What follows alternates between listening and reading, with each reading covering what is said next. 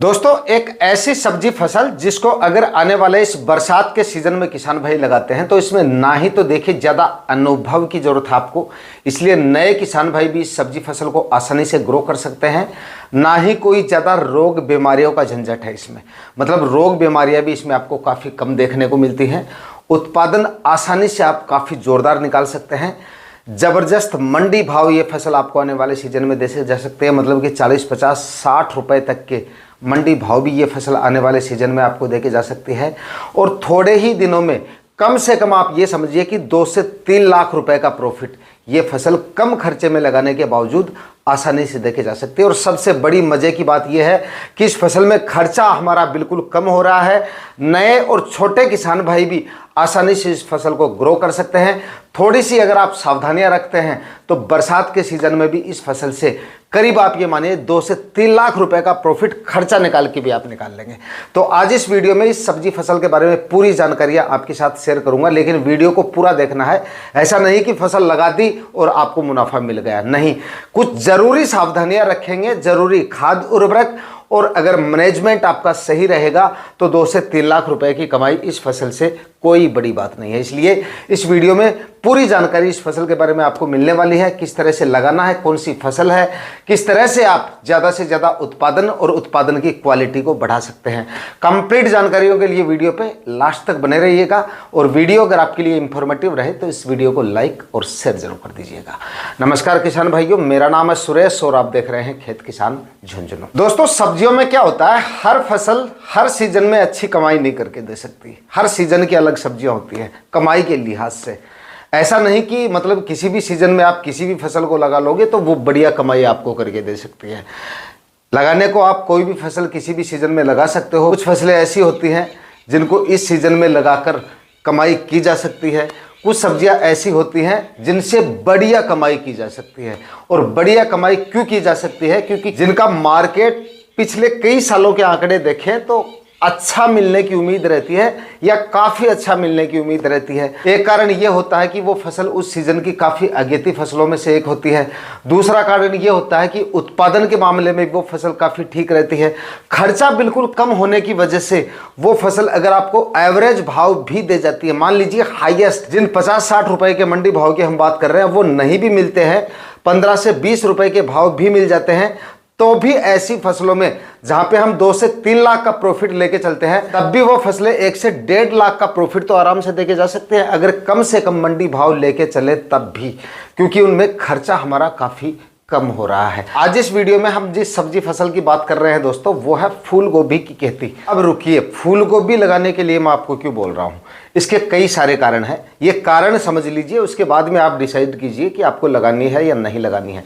एक तो इसमें आप बरसात के सीजन में जो भी सब्जियां लगाएंगे उनमें बाकी सब्जियों के मुकाबले इसमें खर्चा एवरेज से भी कम हो रहा है हमारा, मतलब बहुत कम खर्चे में आप इसको लगा सकते हैं। ना ही तो इसमें आपका जो मंडप वगैरह तैयार करते हैं बेल वाली सब्जियों के लिए वो खर्चा नहीं होता है हमारा।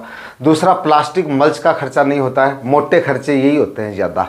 उसके बाद में भी और समझिए, मतलब उसके बाद में बाकी सब्जियों में अनगिनत स्प्रे लेने पड़ते हैं। रस चूसने वाले कीटों को लिए अलग से, सुंडी वगैरह का प्रकोप हो जाता है। कुछ एक फसलों में फ्रूट फ्लाई के लिए काफ़ी ज़्यादा स्टेप लेने पड़ते हैं।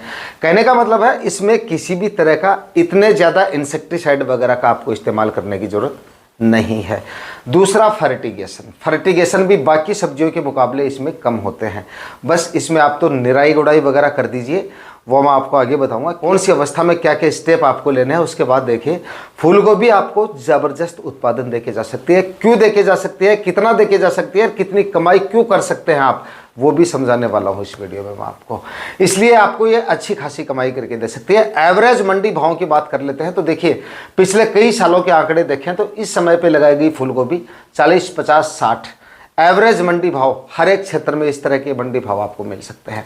अगर 25-30 रुपए के आप एवरेज मंडी भाव भी लेके चलेंगे, 25-30 के लेके चलिए आप, तो तब भी इससे बढ़िया कमाई हो जाएगी, क्योंकि इसका उत्पादन मैं आपको बताऊंगा इतना अच्छा उत्पादन ही आपको देके जा सकते हैं कम खर्चे में कि अगर 15 से 20 रुपए के मंडी भाव भी आपको मिल जाते हैं तब भी बढ़िया कमाई इससे आप कर सकते हैं। उत्पादन समझते हैं कितना मिल सकता है। 1 एकड़ में अगर आप सही तरीके से खेती करेंगे, एकदम आधुनिक तरीके से खेती करते हैं, अच्छी वैरायटियों का सिलेक्शन करेंगे और डिस्टेंस प्रॉपर मैनेज रखेंगे, यानी कि 3-3 फीट की दूरी पे बेड बनाएंगे और एक बेड पर डबल लाइनों में जिगजैग प्लांटेशन करेंगे। 1 फीट से ज़्यादा डिस्टेंस रखने की जरूरत नहीं है आपको, क्योंकि जिगजैग में क्रॉस प्लांटेशन होता है, इसमें स्पेस अपने आप मेंटेन हो जाता है और बीच में जो जगह बचती है, बेड से बेड का जो डिस्टेंस हम 3 फीट रख रहे हैं तो बीच में करीब 2 फीट की जगह रह जाएगी। प्लांट के फैलने के लिए आसानी से मतलब जगह भी कवर हो जाएगी और प्लांट भी आपके कम से कम 1 एकड़ में 18 से 20 हज़ार प्लांट आपके आराम से लग जाएंगे। अब 1 एकड़ में शुद्ध प्रॉफिट की बात करें ना तो एकदम व्यवहारिक जानकारी आपको इस वीडियो में देने वाला हूं। मतलब 18 से 20 हज़ार पौधों में अगर एवरेज उत्पादन निकाला जाए तो पर प्लांट आप 700 ग्राम मतलब उत्पादन एक प्लांट का लेके चल सकते हैं। बाकी 700, 800, 900 या 1 केजी तक फूल का वजन आपको मिल जाता है। आप एवरेज उत्पादन पकड़ के चलिए सही तरीके से अगर आप काम करेंगे तो, वरना अगर काम ठीक से नहीं करेंगे, अच्छा वैरायटियों का अगर आप सिलेक्शन नहीं करेंगे, खाद उर्वरक नहीं डालेंगे तो हो सकता है आपको 500 ग्राम फूल का वजन भी ना मिले। तो वो चीज़ अलग मैटर करती है, लेकिन सही तरीके से किसी भी काम को अगर आप करते हैं तो सही तरीके से करेंगे तभी उससे उत्पादन जो है वो ठीक निकाल पाएंगे। तो 700 ग्राम पर प्लांट का उत्पादन लेके चले तो करीब आप ये मानिए कि 125 से लेकर 150 क्विंटल तक अपना जो उत्पादन है फूल गोभी का वो बैठ जाता है 1 एकड़ में। अब मंडी भाव देखिए, मैंने आपको बताया लगभग 40, 50, 60 रुपए के मंडी भाव बताए। कम से कम आप 30 रुपए के लेके चल सकते हैं, लेकिन हम तो एकदम थोड़ा और भी इसको माइनस में लेके चलेंगे। 20 रुपए के हम एवरेज मंडी भाव पकड़ के चलते हैं, ठीक है। 20 रुपए के इसके मंडी भाव हो गए और अपना उत्पादन 125 से लेके और लगभग आप ये मानिए 150 क्विंटल के आसपास उत्पादन हुआ। तो करीब 2.5 लाख रुपए से लेकर 2,80,000 तक टोटल मुनाफा जो है वो हमारा बैठ जाता है। टोटल शुद्ध मुनाफा नहीं, अभी मुनाफा हुआ है। अब खर्चे की बात करें तो 1 एकड़ में आप मुश्किल से फूल गोभी में 50,000 रुपए से ज़्यादा खर्चा नहीं कर पाओगे। अगर मजदूरी से हार्वेस्टिंग करवाते हो या निराई गुड़ाई करवाते हो ना, तब भी ज़्यादा से ज़्यादा मैंने आपको इसका खर्चा बता दिया है। अगर आप लेबर कॉस्ट भी इसमें ऐड करते हैं निराई गुड़ाई वगैरह की, क्योंकि लेबर कॉस्ट कितनी लगती है, किस खेती में कितने एरिया में कितना खर्चा होता है, तो इसके बारे में मुझे किसी से पूछने की या कहीं और से जानकारी लेने की जरूरत नहीं है, क्योंकि मेरे पास 12-13 एकड़ ज़मीन है। तो हमारा टोटल काम जो है ना, टोटल काम वो सारा मजदूरी से ही होता है और हर तरह की फसलें हम लगाते हैं उसमें। तो इस चीज़ की पूरी जानकारी भी है और अनुभव भी है, तो इतना हमारा खर्चा हो जाता है। अगर थोड़ा बहुत मजदूरी का डिफरेंट आता है, मतलब अलग अलग एरिया में थोड़ा सा लेबर कॉस्ट अलग हो जाती है, तो मतलब 50 से 60 हज़ार रुपये आप लेके चल सकते हैं। तो आप ये मानिए कि 1,90,000 2 लाख रुपए के आसपास जो है आप इससे प्रॉफिट आराम से निकाल सकते हैं। अगर मैनेजमेंट, इसमें भी आपको मैनेजमेंट तो देखे रखना पड़ेगा। खर्चा थोड़ा सा आपका ज़रूर होगा, इसमें जो बताया गया खर्चा है वो उतना खर्च अगर आप कर देते हैं और खाद उर्वरक अच्छी मात्रा में डालेंगे, अच्छी वैरायटियों का सिलेक्शन करेंगे, बाद में भी खरपतवार वगैरह पे नज़र बनाए रखेंगे, निराई गुड़ाई समय पे करेंगे, तो अच्छा उत्पादन या अच्छा प्रॉफिट ये फसल आपको देके जा सकती है। अब सावधानियां समझ लीजिए और ज़रूरी स्टेप आपको कौन कौन से लेने हैं। देखिए, फूल गोभी में कुछ ज़रूरी खाद्य उर्वरक होती हैं। ऐसा नहीं कि किसी भी फसल में हम जो नाइट्रोजन, फास्फोरस, पोटेशियम वगैरह इस्तेमाल करते हैं, माइक्रोन्यूट्रेंट्स वगैरह देते हैं, उसी क्रम में आप फूल गोभी में डालें और उसी अवस्थाओं में आप फूल गोभी में ये खाद्य उर्वरक डालें। ये ज़रूरी नहीं है। और सबसे ज़्यादा ज़रूरी होता है फूल गोभी में एक अवस्था होती है उसकी निराई गुड़ाई की, जो कि 25 से 30 या कई बार 35 दिन की जो अवस्था होती है आपकी, वो इसकी निराई गुड़ाई की अवस्था होती है। और इसी अवस्था में टॉप ड्रेंचिंग जो होती है खाद उर्वरकों की, वो आपको करनी होती है। इस अवस्था में क्या है, और या आप जो बुआई करते हैं बेसल डोज में, आपको सबसे बड़ी सावधानी जो आपकी होती है खाद उर्वरकों की, वो नाइट्रोजन खाद के प्रति आपको काफ़ी सजग रहने की आवश्यकता होती है। इसमें किसानों की एक मानसिकता होती है किसी भी फसल को बढ़वार, तेज़ी से बढ़वार करवाने की, हरा भरा उसको देखने की, या तेज़ी से उसकी ग्रोथ देखने की। तो इसके लिए वो मतलब ज़्यादा मात्रा में जो है नाइट्रोजन खादों का इस्तेमाल ज़्यादा करते हैं, यूरिया पे ज़्यादा भरोसा करते हैं।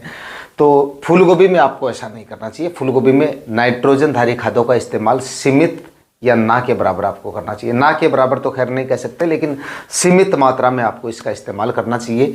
दूसरा, मतलब बुआई से पहले जो बेसल डोज डालते हैं उस समय 15-20 केजी बेसल डोज के साथ में आप जो DAP पोटास वगैरह डाल रहे हैं उसमें सिर्फ 15 से 20 केजी यूरिया खाद आपको लेनी चाहिए। और उसके बाद में निराई गुड़ाई के समय इतनी ही मात्रा में बस। बाकी थोड़ा सा आपकी ज़मीन की कंडीशन पे भी डिपेंड करेगा। अगर नाइट्रोजन की ज़्यादा कमी है तो थोड़ी सी खुराक और आप बढ़ा सकते हैं, या नाइट्रोजन की कमी नहीं है तो इस खुराक को कम भी कर सकते हैं, लेकिन ज़्यादा करने पे थोड़ा सा बचना चाहिए आपको। दूसरा, फूल गोभी में अगर आपको नाइट्रोजन देना ही है, यानी कि यूरिया देना ही है, तो सिर्फ निराई गुड़ाई की जो अवस्था मैंने आपको बताई थी 20-25 दिन की अवस्था, उस समय पे, उसके बाद जब फूल निकलना शुरू कर देता है या फूल की अवस्था में आती है, उस समय पे नाइट्रोजन खादों से बचना है या नहीं डालनी है। उस समय पे डीएपी, पोटास, कैल्शियम, बोरोन, इस तरह की जो खाद उर्वरक होते हैं उनको समय समय पे आपको डालते रहना। बोरोन और कैल्शियम के रेगुलर स्प्रे भी आप ले सकते हैं, जिससे कर्ड की जो फूल की जो आपकी साइज होती है वो भी इम्प्रूव होती है, क्वालिटी इम्प्रूव होती है। दूसरा, वजन बैठता है, गठीला बनता है आपका फूल, मतलब टाइट बनता है, एकदम खुलता नहीं है कुछ। एक तो फूलगोभी का फूल ढीला होता है, शुरू से थोड़ा आपको ढीला दिखेगा, उसके बाद हार्वेस्ट करने के बाद में 10-12 घंटे निकल जाते हैं तो वो और ढीला हो जाता है, और उसके बाद मार्केट वैल्यू उसकी कम मिलती है आपको। तो थोड़ा सा गठीला फूल, जितना गठीला होगा मार्केट में उतना ही ज़्यादा बिकेगा वो, और वज़न भी उस फूल का ज़्यादा बैठता है। तो इन खादों का इस्तेमाल करें, नाइट्रोजन खादों का कम करें, और निराई गुड़ाई बिल्कुल करनी है। काफ़ी किसान भाइयों के कमेंट वगैरह आते रहते हैं कि फूलगोभी में खरपतवार नाशक के बारे में बताइए, घास के लिए स्प्रे कर सकते हैं क्या, घास के लिए प्लास्टिक मल्च लगा सकते हैं क्या। तो पहली बात तो ये कि फूलगोभी में बेड बना के ज़रूर लगाएं, बरसात के सीज़न में ऊंचे बेड बनाएं, उस पर फूलगोभी लगाएं, लेकिन प्लास्टिक मल्च आपको नहीं लगानी है। और दूसरा, निराई गुड़ाई करनी है। अब तो कई कारण हैं जिनकी वजह से फूलगोभी में आपको प्लास्टिक मल्च नहीं लगानी है, लेकिन आप तो मोटा मोटा यही दिमाग में रखिए कि प्लास्टिक मल्च अगर हम लगा देंगे तो इसमें निराई गुड़ाई नहीं कर पाएंगे, जो कि बहुत ज़्यादा ज़रूरी है फूलगोभी की फसल में। जैसे ही इस अवस्था में आपकी फूलगोभी आती है, उस समय पे खरपतवार भी उग जाता है जितना उगना होता है उसको, तो उस समय पे निराई गुड़ाई करते जाएँ, और पीछे से खाद उर्वरक जो आपको डालने हैं वो डालते जाइए और सिंचाई करते जाइए। जैसे आज निराई गुड़ाई की जितने एरिया में आपने, उतने एरिया में अगले दिन आपको पानी चला देना है। टेम्परेचर ज़्यादा है, जितना खरपतवार आपने काटा वो अगले दिन तक ख़त्म हो जाएगा, जल जाएगा वो। उसके बाद में आप चाहें तो थोड़ी डीएपी डाल सकते हैं। इफ़को की सागरिका आती है इस अवस्था में, बहुत अच्छा काम करती है, उसको आप ले सकते हैं। साथ में डीएपी, पोटास वगैरह दे सकते हैं, उसको आप स्प्रे में ले सकते हैं। डीएपी, पोटास के लिए एनपीके 05234 का इस्तेमाल कर सकते हैं। उसके बाद में कैल्शियम, बोरोन वगैरह के स्प्रे आप ले सकते हैं। लेकिन जो बताई गई खाद हैं उनसे आपको थोड़ा सा बचना, और बताई गई अवस्थाओं में बताए गए खाद उर्वरक आप डालेंगे, निराई गुड़ाई करेंगे तो बेहतर उत्पादन फूलगोभी की फसल से, उत्पादन ही नहीं, उत्पादन की क्वालिटी भी आप बेहतर निकाल पाएंगे। आज के वीडियो में इतना ही। और हाँ, वीडियो में अगर आपको कोई टॉपिक छूट गया लगता है, या फिर आपके कोई और सवाल है फूलगोभी के बारे में, कमेंट सेक्शन में ज़रूर बताइएगा। आप में से कौन कौन फूलगोभी खेती पिछले सालों में कर चुके हैं, अच्छे मंडी भाव ले चुके हैं, वो भी किसान भाई ज़रूर बताएं। मिलते हैं किसी और वीडियो में नए टॉपिक के साथ, तब तक के लिए जय जवान जय किसान।